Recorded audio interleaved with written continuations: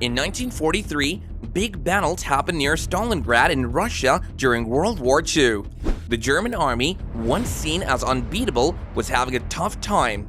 Russia's Red Army made them retreat over 175 miles. By February 1943 in southern Russia, Germany's 6th Army had lost many soldiers in Stalingrad. The 1st Panzer Army was moving out of the Caucasus. To help them, the 4th Panzer Army took positions by the Donets and Don rivers. As the Stalingrad battle was finishing up, Russia's Red Army started Operation Star. In the operation, Colonel General Philippe Golikov led the Voronezh front. Their main targets were Kursk and Kharkov. With 4 tank groups under Lieutenant General Markian Popov, the Soviets began to push back the Germans. Near the Don River, the Russian forces were close to trapping a big German group.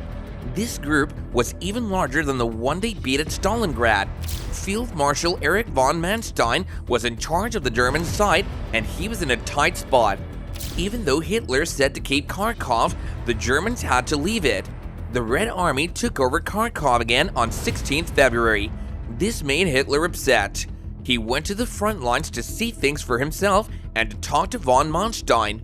Von Manstein believed he needed room to move and sometimes give up ground.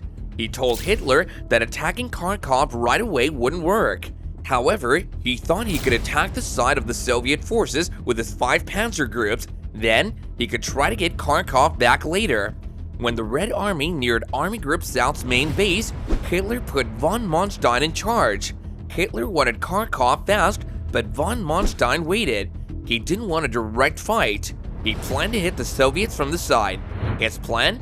Trap the Soviet army, take Kharkov, and then move to Kursk with help. Hitler gave von Manstein a strong tank group. It was the SS Panzer Corps. They helped in southern Russia. Paul Hauser led them. He once led a division called Das Reich. The corps started in 1942 in the Netherlands. It had 3 parts: Leibstandarte, Das Reich, and Totenkopf. In 1942 to 43, most of the German tanks were the Panzer III and Panzer IV. The Panzer III had gotten some updates and is now called Ostjay. It had a new 50mm gun that was long and could break through armor easily. The Panzer IV, especially the F2 and G models, got a bigger 75mm gun that was also longer. The Panzer IV got stronger. It could now fight the Soviet T-34 tank well. Some Tiger tanks were added for extra power. On February 19th, von Manstein told Hauser's group to move south. They helped Hoth's larger army. 2 German groups tried to surprise 2 Soviet armies. The Germans saw early success. They heard Soviet supplies. By February 24th, a big Soviet group called Popov's Mobile Group was trapped. German troops trapped a big part of the Soviet 6th Army. The Soviets sent more forces to help out. On February 25th, Rokossovsky's group tried to push against the Germans, but only had some success. The Germans stopped the south side, while the north side went too far.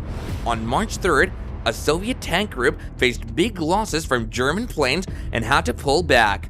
Von Manstein, worried about the changing season, aimed for Kharkov from a different side. By March 8th, the SS Panzer Corps split 2 Soviet armies. 2 days later, Hauser got orders to take Kharkov quickly.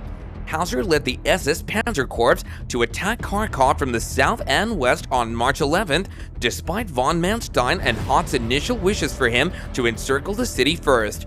The Leibstandarte SS Panzer Division faced tough resistance in northern Kharkov, only making progress with air support.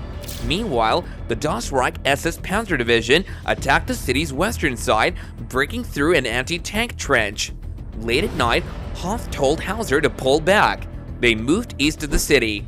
On March 12th, the Leibstandarte Division pushed south, fighting hard in the city. The Germans then captured a big factory for which the Russians felt trapped. They tried to move north, but lacked fuel and weapons. Even though they had more soldiers, the Russians lost badly. This big fight was a lead-up to another one, the Battle of Kursk, in the summer. So the Germans faced tough challenges in Russia. With strategy shifts and tank upgrades, they did make some gains, but despite their efforts, they couldn't fully stop the advancing Red Army. This set the stage for the major Battle of Kursk. Share your thoughts in the comments below, and don't forget to like the video and subscribe to the channel for more updates.